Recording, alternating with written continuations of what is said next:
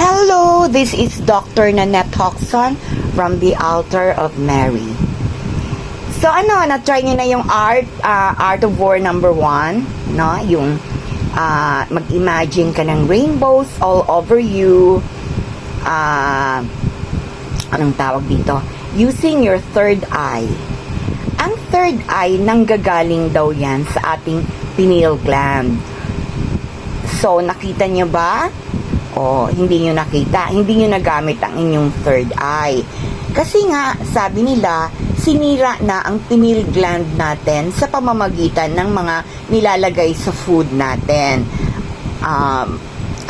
Yung fluoride, sabi nila, yan ang sumisira sa ating pineal gland.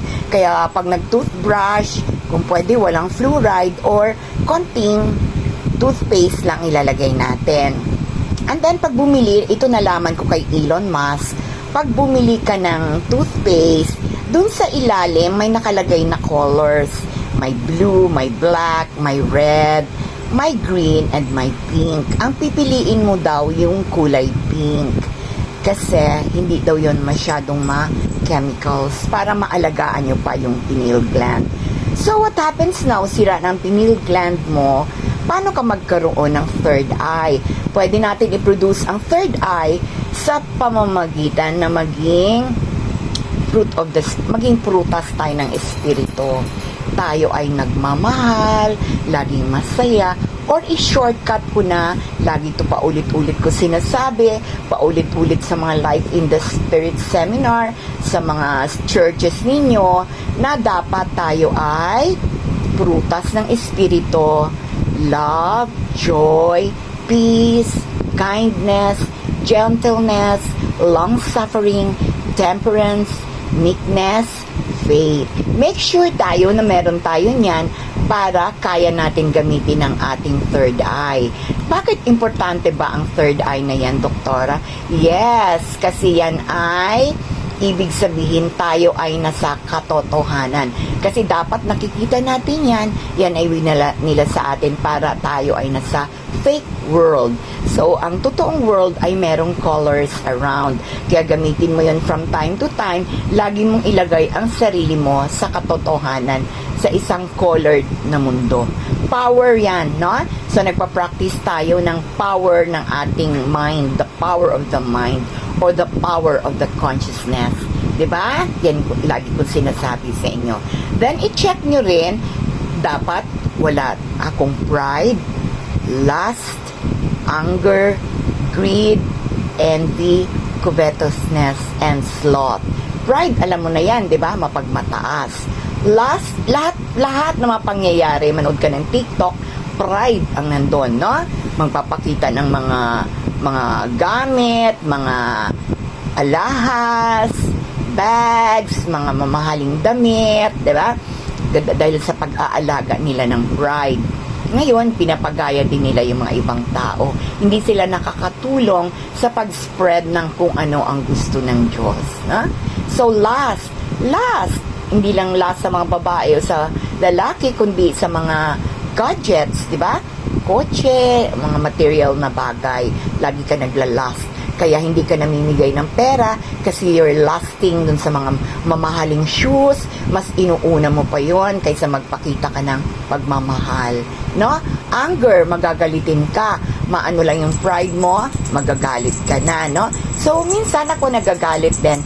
Try nating umalis, no? Kasi hindi natin magamit ang ating third eye, ang power of the mind. May isa lang tayo dyan na mali. Then, greed, pagdadamot. So, bakit tayo madamot? Yun din, dahil tayo ay mas gusto natin ang material things or maalaga tayo sa ego natin. Yun ay gagamitin ang mga meron tayo, pera, ay gagamitin sa ating pag-alaga sa ego. Kaya kahit nangangailangan na, kahit lumuha ng dugo ang sa harapan mo na humihingi ng tulong, hindi mo yun ibibigay. Diba? So, envy, naiinggit tayo sa mga bagay-bagay na mga tao na meron sila. Ito lang isipin mo, yan ay physical. Tayo ay Ano ba ang pag-aari natin spiritual?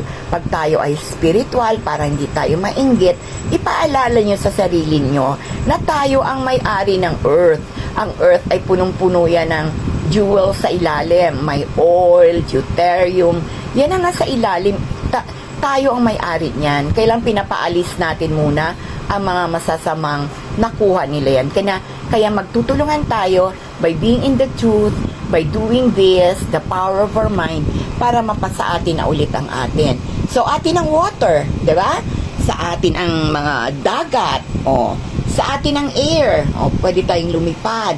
Sa atin ang araw, tayo ang magsasabi sa araw kung, oy, wag masyadong mainit, no? Mainit ngayon, or sasayaw-sayaw ka doon. Kasi, pakita mo na, ikaw ang may-ari. So, lalaban pa ba yung mga nagpapakita sa'yo ng mga physical riches? Diba? Mas mayaman ka, no? Walayan sila at ang masama dyan kung masisipa sila palabas. Kasi sisipain na lahat ang mga hindi dapat nagbebelong sa mundong to. Okay? So, ayun, no? Alagaan nyo na magawa nyo yan. So, sa next vlog ko, ituturo ko naman yung Art of War 102 na tayo. Okay? So, yan muna. Klaruhin nyo muna yan para pag naka-step 1 na kayo, pupunta tayo ngayon sa step 2. Sakripisyo talaga, pero makita mo power, no? Makita mo umuulan, God, mababasa ako. Pwede bang ganon? Then relax ka lang. Pagbaba mo sa inyo, ay, walang ulan. That alone, di ba? Kaya mo na mag-utos sa Panginoon because you have faith, part of the 7. Ay, yung kanina, diniscuss ko yung fruits of the Spirit. Okay, bye!